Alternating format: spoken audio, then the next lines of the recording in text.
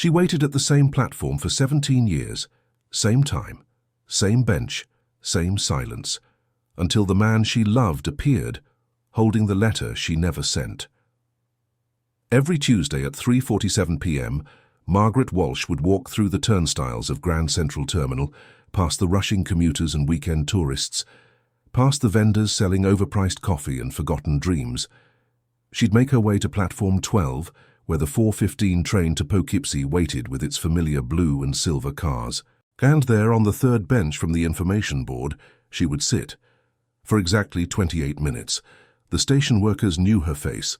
The coffee cart owner would nod as she passed. The security guard, a kind man named Eddie who'd been there almost as long as she had, would sometimes offer a gentle smile. But none of them understood why she came.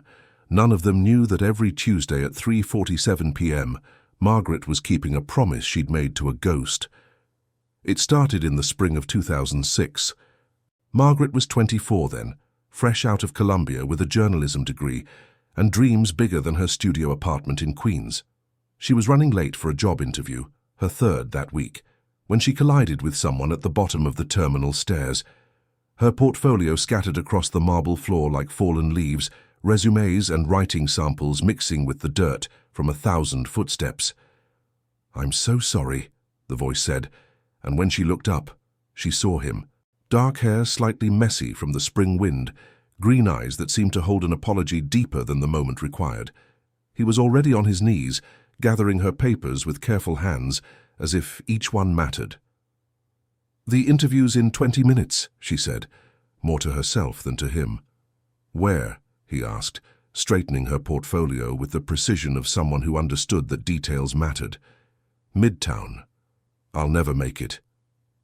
Without a word, he hailed a taxi that seemed to appear from nowhere, opened the door for her and said, "Good luck, Margaret Walsh." He'd read her name from the resume header, but the way he said it made it sound like he'd known her for years. She got the job. 3 days later, she came back to the station hoping to find him and say thank you. She waited on platform 12 because that's where she'd been headed when they collided. He never showed. But the following Tuesday at 3:47 p.m., she tried again. And there he was, sitting on the third bench from the information board, reading a worn paperback copy of Steinbeck's East of Eden. "I was hoping you'd come back," he said, without looking up from his book. "I'm David, by the way, David Chen." They talked for 28 minutes, exactly the time it took for the 4:15 train to Poughkeepsie to arrive, load passengers, and depart. She learned that he was a photographer, freelance, traveling between the city and small towns upstate for work. He learned that she'd taken the job at a small magazine that paid almost nothing, but let her write about things that mattered. "Same time next week?" he asked as the train pulled away. "It's a date," she said, and meant it. For 8 months they met every Tuesday at 3:47 p.m. Platform 12 became their place, those 28 minutes their universe. They talked about books and dreams, about the way light changed in different seasons, about whether love was something you fell into or something you built, one Tuesday at a time. David would bring photographs, black and white images of forgotten places upstate, empty diners with neon signs flickering like dying stars, elderly farmers sitting on porch steps, their faces mapped with decades of weather, children playing in streams that had no names. "I'm documenting what's disappearing," he told her one Tuesday in November, showing her a photograph of an abandoned train station in a town called Millbrook. "All these places, they're vanishing. Someone should remember them." Margaret would bring stories, pieces she was working on, ideas that kept her awake at night. She told him about the interview she'd done with a World War II veteran who still waited every morning for letters that would never come. About the woman who ran a flower shop and knew the names of every customer's children, grandchildren, and greatest fears. "We're all just trying to leave something behind," Margaret said that same Tuesday, watching David study the photograph of the abandoned station. "Some proof that we were here." Their conversations had a weight that surprised them both. Other people their age were meeting in bars, dating through apps, playing games with hearts like they were practicing for something more important later. But Margaret and David spoke to each other like they were already who they would become, like they were building something that would outlast the 28 minutes they had each week. If you've ever found someone who felt like home before you'd even learned their last name, you know what those Tuesdays meant. If you haven't, maybe you can imagine it. That feeling of recognition, like your soul had been waiting for a conversation it didn't know it needed. By December, they were making plans. David had been offered a staff position with National Geographic, but it would mean traveling for months at a time. Margaret had been accepted to a graduate program in documentary journalism, but she'd have to move to California. "We'll make it work," they promised each other on their last Tuesday before the holidays. The platform was decorated with garland that looked tired under the fluorescent lights. David gave her a small wrapped package. Inside was a photograph he'd taken of her during one of their conversations. She was looking away from the camera toward the trains, her expression caught between anticipation and contentment. On the back, he'd written, "For all the Tuesdays yet to come." "Darcy, I have something for you too," she said, reaching into her bag, "but I want to give it to you when you get back from your first assignment. Same place, same time, January 30th. "What is it?" he asked. "A letter," she said. "Everything I've been wanting to tell you but never found the right moment." They kissed for the first time as the 4:15 train to Poughkeepsie pulled into the station. It tasted like promises and winter air and the kind of love that feels both patient and urgent. David's flight to Iceland was scheduled for January 3rd. His assignment would last 3 weeks, photographing the effects of climate change on fishing communities. It was the opportunity he'd been waiting for, the first step toward the career he'd dreamed about since college. Margaret spent those 3 weeks writing the letter, 17 pages of everything she'd discovered about love during 8 months of Tuesdays. She wrote about the way he listened, not just with his ears but with his whole attention, about how he saw beauty in things other people overlooked, the way morning light fell across abandoned buildings, the dignity in an elderly person's hands, the possibility in her own dreams even when she couldn't see it herself. She wrote about the future she imagined for them, not the big moments, weddings, houses, children, but the small ones. Tuesday conversations that would become Wednesday dinners, then Thursday mornings, then entire weekends of comfortable silence and shared discovery. She wrote about growing old together in a world that was constantly changing, about being each other's constant in the midst of disappearing places and evolving dreams. On January 30th, she arrived at platform 12 at 3:47 p.m. with the letter folded carefully in her coat pocket. She sat on their bench and waited. The 4:15 train to Poughkeepsie came and went. At 4:43 p.m., she walked to a payphone and called the number David had given her for emergencies. The voice that answered belonged to David's brother, Michael, whom she'd never met but had heard about in stories. His tone was gentle but strained, like someone delivering news he'd practiced but hoped he'd never have to give. "Margaret," he said, recognizing her voice from David's descriptions. "I've been hoping you'd call." "David, there was an accident, a storm in Iceland. The boat he was on with the other journalists, and they haven't found—" The words became static. Margaret heard herself asking questions. When, how, what happened to the others? But the answers felt like they were happening to someone else. The letter in her pocket suddenly weighed nothing and everything at once. "He talked about you," Michael said before hanging up. "Every time we spoke, he mentioned your Tuesdays. He was planning to ask you something when he got back. Something important." Margaret walked back to platform 12. The bench looked the same, but the world had become a place where David Chen would never sit down again. She pulled out the letter and started to read it aloud quietly, as if he might still be listening. But halfway through the first page, she stopped. The words felt too precious to release into empty air. Instead, she folded the letter carefully and put it back in her pocket. Some things she realized were meant to be kept until the right moment came. The following Tuesday at 3:47 p.m., she came back, not because she expected to see David, but because abandoning their place felt like losing him twice. She sat on their bench and watched the 4:15 train to Poughkeepsie arrive and depart. For 28 minutes, she remembered. The Tuesday after that, she came again. And the Tuesday after that. Months became years. The magazine where Margaret worked folded, and she took a job at a non-profit documenting the stories of elderly immigrants. The work was meaningful but quiet, the kind of journalism that mattered to 12 people instead of 12,000. She moved to a small apartment near the station so the Tuesday visits would be easier. People in her life worried about her. Her sister Julia would call every few weeks with gentle suggestions about dating apps and social events and the importance of moving forward. Her college friends, the ones who still lived in the city, would invite her to parties where she'd stand in corners and wonder why everyone seemed to be shouting. "It's been 3 years, Maggie," Julia said during one of these conversations. "David wouldn't have wanted you to stop living." "I haven't stopped living," Margaret replied. "I'm just living differently." And she was. Her Tuesday visits to Platform 12 weren't about grief exactly, or even about hope. They were about consistency, about honoring something that had been real, even if it was brief. In a world where everything seemed temporary, jobs, apartments, relationships, promises, her 28 minutes on that bench felt like the most permanent thing she had. The station workers began to recognize her ritual. Eddie, the security guard, would sometimes sit with her for a few minutes, sharing stories about his own family, his daughter who lived in California and called every Sunday at exactly 3 o'clock.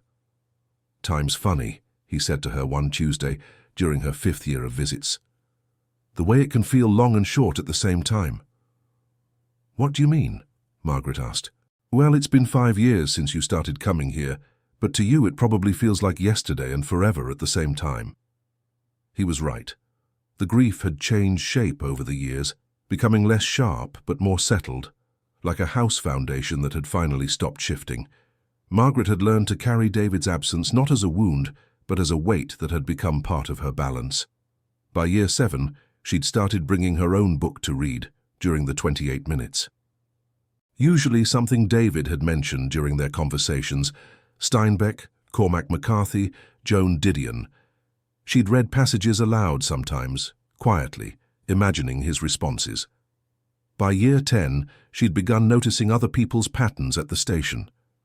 The businessman who caught the 422 every Tuesday and always bought coffee but never drank it. The elderly woman who met the 431 from Albany and always carried yellow flowers.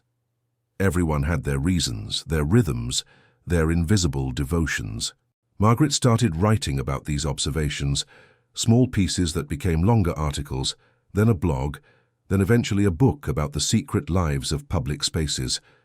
She called it Platform 12 and dedicated it to DC, who taught me that some appointments are worth keeping forever. The book found a small but devoted audience.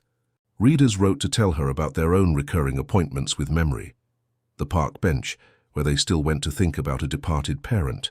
The coffee shop where they'd had their first date with a spouse they later divorced, but still loved in some complicated way. The library corner where they'd studied for the exam that changed their life. "Maybe we're all waiting for something," one reader wrote. "Maybe that's what makes us human, the ability to show up for things that might never happen. Maybe you have your own Platform 12, your own Tuesday at 3:47 p.m. If you do, I'd love to hear about it. What places hold your memories? What routines keep your heart alive? Share your story in the comments below, because sometimes the most healing thing we can do is realize we're not alone in our strange and beautiful ways of loving." By year 12, Margaret had stopped expecting anything to change. The visits had become meditation, a weekly return to the person she'd been when love felt infinite, and Tuesday afternoons contained entire universes. She was 36 now, successful in her quiet way, content with a life that looked nothing like what she'd imagined at 24. She'd dated occasionally over the years, kind men who didn't mind her Tuesday disappearances, who accepted that some part of her heart would always be occupied territory. None of these relationships developed into anything lasting, not because Margaret wasn't capable of love, but because she'd learned the difference between loving someone and building a life with them. The first felt natural. The second required a kind of faith she wasn't sure she possessed anymore. By year 15, Margaret's visits had become part of the station's ecosystem.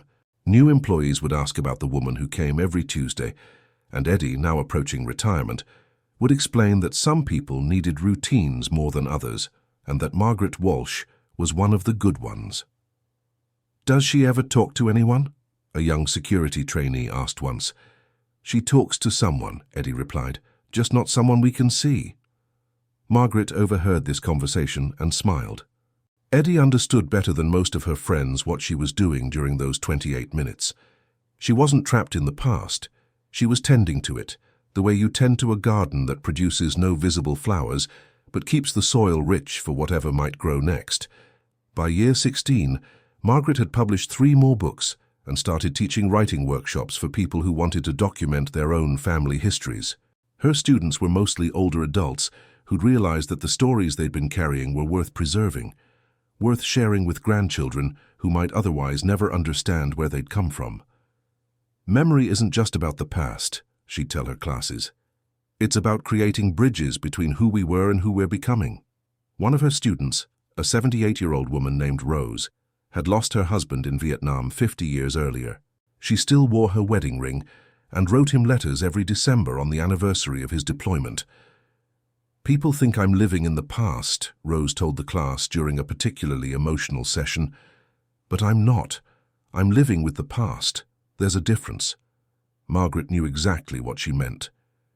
Year 17 arrived with an unusually warm February. Margaret was finishing her 4th book, a collection of essays about love and loss, and the ways people create meaning from absence. The publication date was set for June, and her editor had arranged a small book tour. Nothing elaborate, just readings at independent bookstores in cities where her work had found its audience. On the Tuesday that would change everything, Margaret arrived at Platform 12 at 3:47 p.m. as she had 884 times before. The station felt different that day, charged with an energy she couldn't identify. Eddie wasn't at his usual post, and the coffee cart owner seemed nervous, checking his watch more often than usual. Margaret sat on her bench and opened her book, a worn copy of East of Eden that she'd bought the week after David's accident, and had been slowly reading ever since, a few pages each Tuesday making it last. She was near the end now, the part where Samuel Hamilton reflects on the nature of love and time and the choices that define us long after we've made them. At 4:10 p.m., 5 minutes before the Poughkeepsie train was scheduled to arrive, someone sat down beside her on the bench. Margaret looked up from her book and saw a man with graying temples and green eyes that held 17 years' worth of apologies. He was older, thinner, wearing a coat she didn't recognize, but his hands were the same hands that had gathered her scattered papers on a spring day in 2006. "Hello, Margaret," David Chen said quietly. "I believe you have a letter for me." Margaret's book fell to the floor. Around them, the station continued its usual rhythm, commuters hurrying past, announcements echoing off the high ceiling, the distant rumble of approaching trains. But on Platform 12, time had stopped moving in the usual direction. "You're dead," she said, which wasn't a question or an accusation, but simply a fact she'd been carrying for 17 years. "I was supposed to be," David replied. "For a long time I thought I was." He looked at her with an expression that contained multitudes, grief, hope, exhaustion, and something that might have been love, changed by time, but not diminished by it.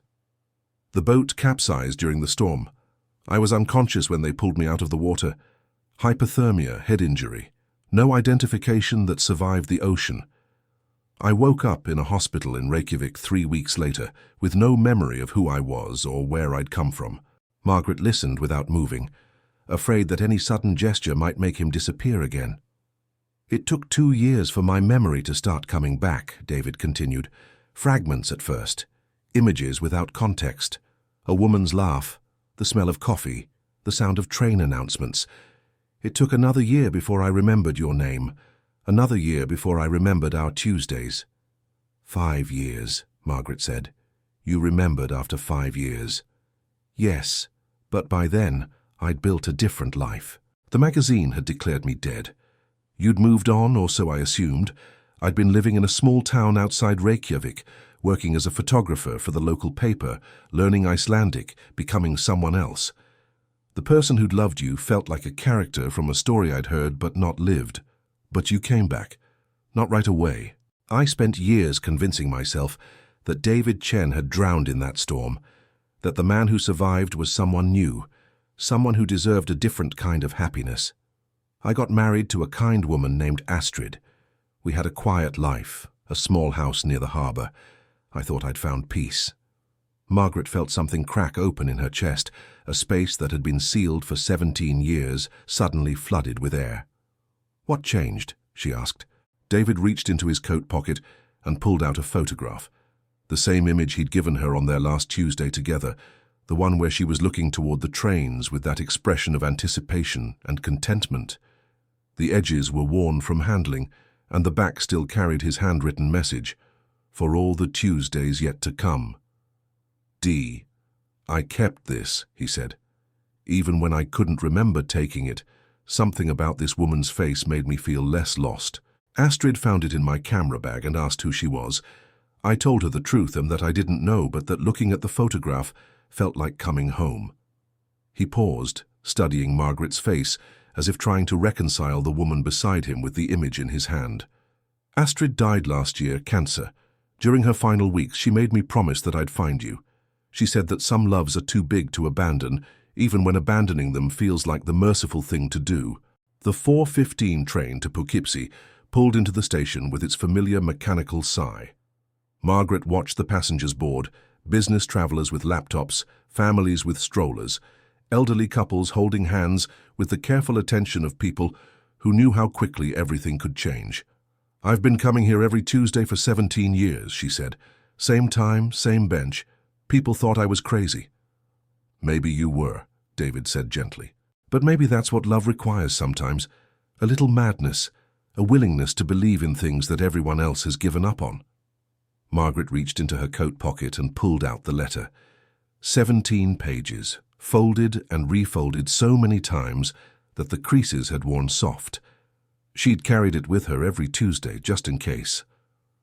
"I wrote this for you," she said, holding it out. "The week you were supposed to come back. Everything I wanted to tell you but never found the right moment."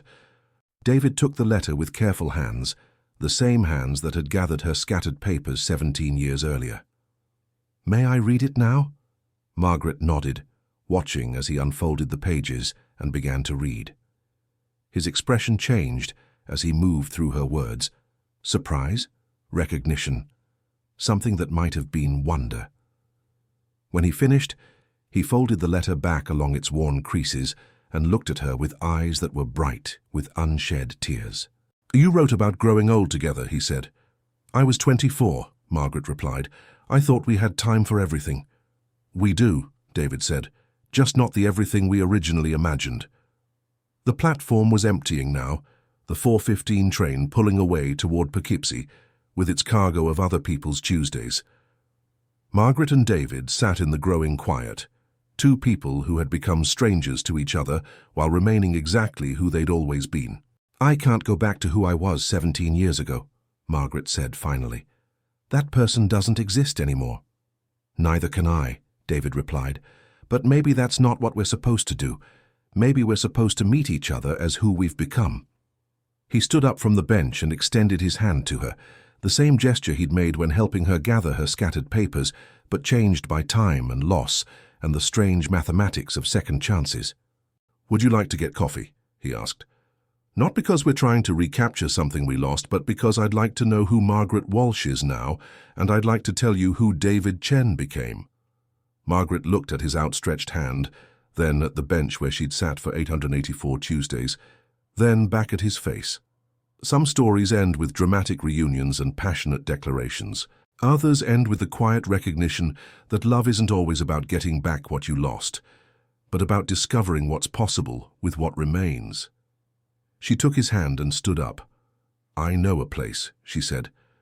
They walked together through Grand Central Terminal, past the coffee cart where the owner noticed but didn't comment, past Eddie's security desk where a note would later be left explaining that Margaret Walsh wouldn't be needing her usual Tuesday appointment anymore, past the bronze information booth where thousands of people every day asked for directions to places they needed to go. At the main entrance, Margaret paused and looked back at platform 12. For 17 years, that bench had been her church, her meditation hall, her monument to a love that death had tried to end but couldn't quite finish. Now it looked like what it had always been, just a bench in a train station where people waited for things to take them somewhere else. "Thank you," she said quietly, though she wasn't sure if she was speaking to the bench or to David, or to whatever force in the universe makes it possible for hearts to survive 17 years of Tuesday afternoons. "For what?" David asked. "For coming back," she said, "even if it took a lifetime." They stepped out into the February afternoon, two people who had learned that some appointments are worth keeping forever, and that sometimes forever looks different than we imagined, but no less beautiful for the surprise.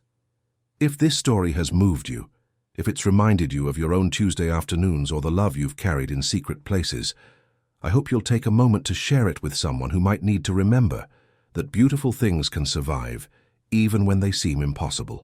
Sometimes the most powerful thing we can do is witness each other's devotion, acknowledge each other's faith, and remember that love finds a way to endure, even in the spaces between heartbeats, even in the silence between trains. Margaret and David's story reminds us that love isn't always about possession or permanence. Sometimes it's about presence, showing up, staying faithful, believing in connection, even when connection seems lost. It's about the courage to keep appointments with hope, even when hope feels foolish. It's about understanding that some things are worth waiting for, even if the waiting changes us, even if what we're waiting for arrives in a form we didn't expect. In the end, maybe that's what makes us human. Not our ability to hold on to things, but our ability to let them transform us, to carry them forward, not as burdens, but as teachers. To find in our losses not just grief, but the capacity for a love that transcends time and circumstance, and the simple logistics of being alive in the same century. Margaret's 17 years of Tuesday afternoons weren't wasted time. They were an education in faithfulness, a masterclass in the kind of love that doesn't demand reciprocation, but offers itself freely, consistently, without expectation of return. They were proof that some promises are worth keeping even when, especially when, no one is watching.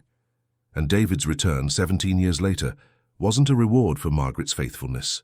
It was a reminder that the universe sometimes conspires to honor the things we hold sacred, that love creates its own magnetism across time and distance, and all the reasons why reunion should be impossible. Their story continues now in coffee shops and quiet conversations, in the careful work of learning each other again, in the recognition that second chances don't erase first losses, but transform them into something else.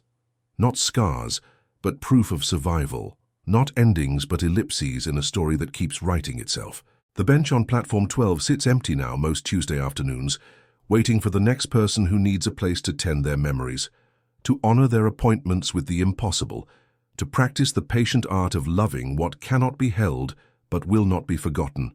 And somewhere in the city, Margaret and David are discovering that some conversations can be resumed after 17 years of silence, that some connections survive even death's attempt to sever them, that love, real love, doesn't end.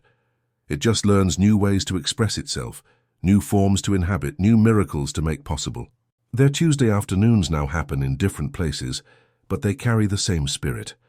Two people choosing each other, again and again, across all the distances that tried to separate them, proving that some appointments are indeed worth keeping forever, even when forever looks nothing like what we originally imagined, but everything like what our hearts always hoped might still be possible.